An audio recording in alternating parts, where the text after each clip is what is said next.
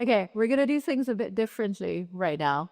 Low show of hands if anybody's been skydiving before. Yeah, my people. Okay, who here has always wanted to go skydiving, just hasn't done it yet? Okay, my people as well. Woo! Okay, and who here is getting sweaty palms just thinking about skydiving? Again, not my people. I think my hand up gave me away. I've been skydiving. I've prepared a little scientific chart to show you how my confidence went through that whole experience. And let's see if this works.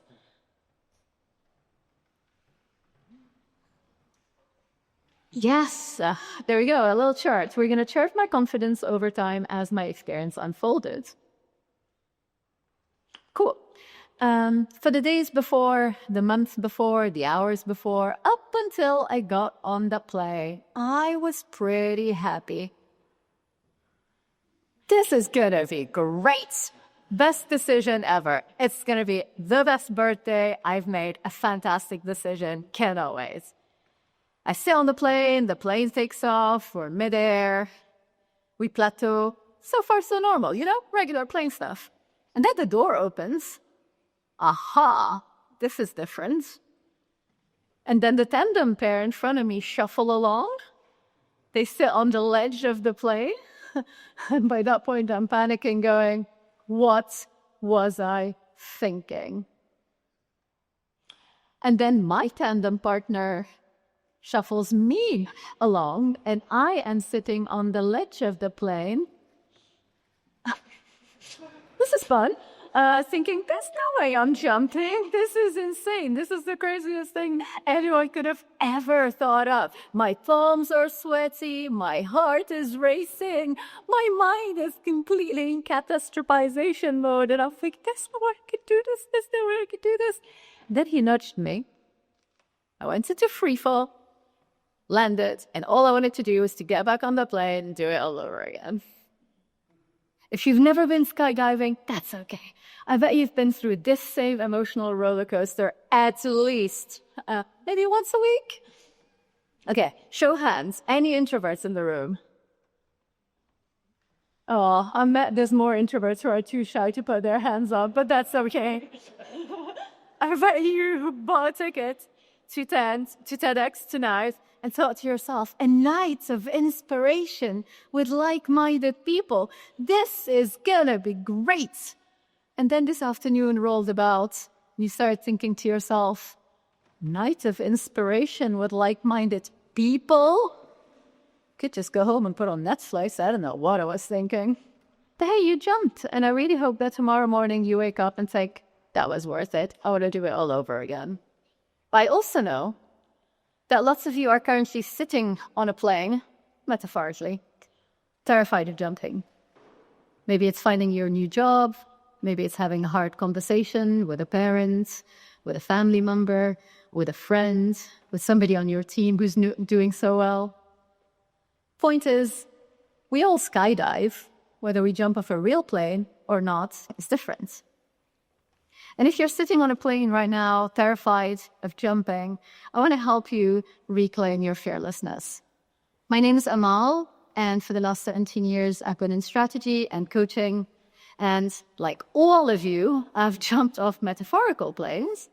And like some of you, I've jumped off real planes. But it turns out that I've also been the tandem partner of FTSE 100s, Fortune 500s, startup founders, and I've been the person who's just nudged them off the plane. So tonight I want to show you, not that chart again, I want to show you the 3 ingredients it takes to get to that fearlessness. And I want you to leave tonight feeling confident that you too can take the next jump and the next jump and the next jump. The thing with fearlessness is we weren't born overwhelmed and panicked and full of ennui. We weren't born with existential dread. We were born fearless. We were born excited, playful, curious, risk takers. Slow babies would call about, bang our heads on like a sharp object, get up, have a little cry, have a little nap, then get up and do it all over again until we could walk. As kids, we learned to ride bikes, and we fell and grazed our knees and our elbows and bruised our heads. Had a good cry, had a good nap, got up and did it again until we could do this and annoy our parents. But at some point, life started looking like this instead. We started worrying. We started being terrified of taking risks. We took on more responsibility, and the more responsibility we took, the higher the stakes got, the harder it got to jump off planes. So we start doing things that look like this. We hide behind thinking, strategy, planning. We wait till we're ready. We wait till we're sure we're going to land well. Here's the thing.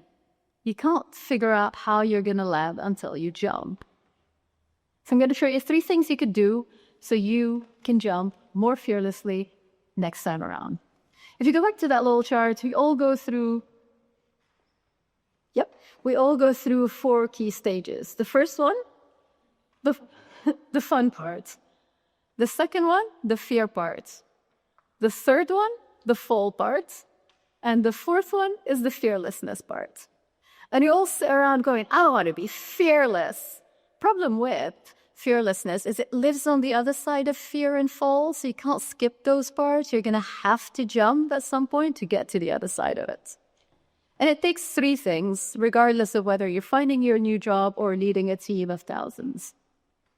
And they are clarity, courage, and celebration. And I'll walk you through each one of those. First one, clarity. I'm a strategist, so you can expect this from me. I firmly spent 17 years asking people literally the same 3 questions. Where are you now? Where are you trying to go? How are you going to get there?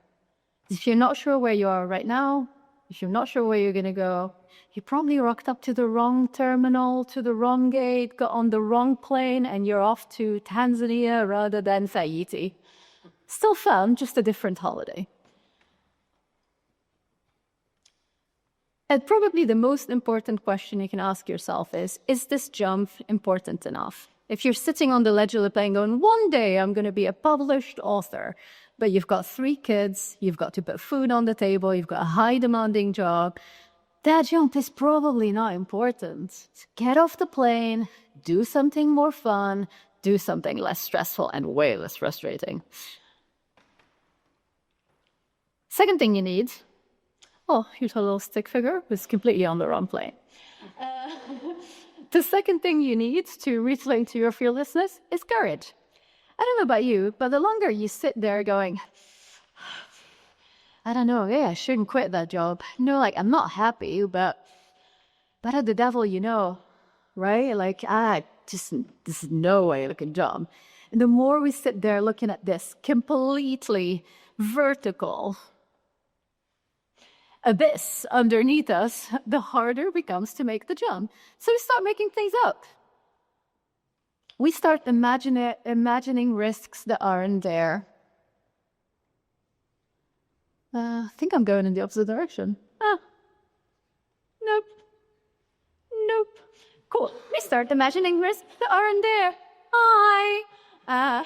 Anybody else has a fantastically creative brain who likes to catastrophize for them? Yep, same.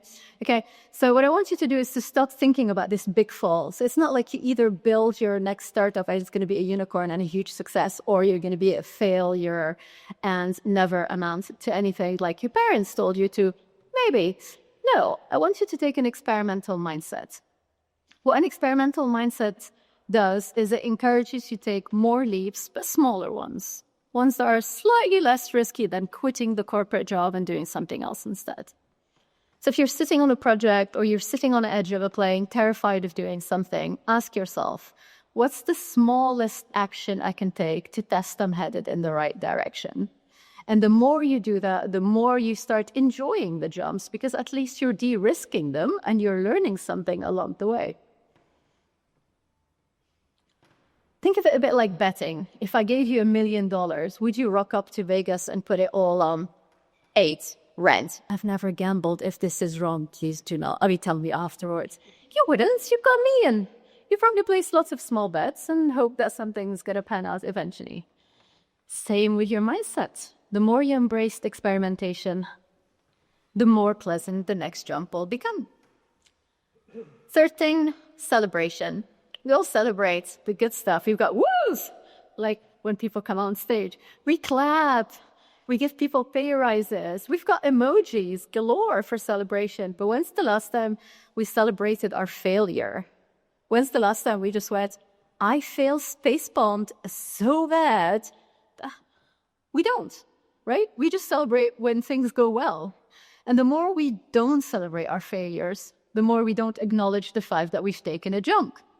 So next time something doesn't go to plan, I want you to acknowledge that. And if you manage people, create a space for them to tell you, I kind of messed up, but I learned something from it. Well, because we love failure. No one loves failure. They can tell you they do, but they really don't. But the more you jumped, the more you learned, the more you become fearless. So we talked about how to reclaim your fearlessness. I showed you the 4 key questions you need to get clarity. 1, where are you now? Where are you headed? How are you going to get there? And do you even care enough about this jump to make it? We talked about how courage can be built by lots of little experiments.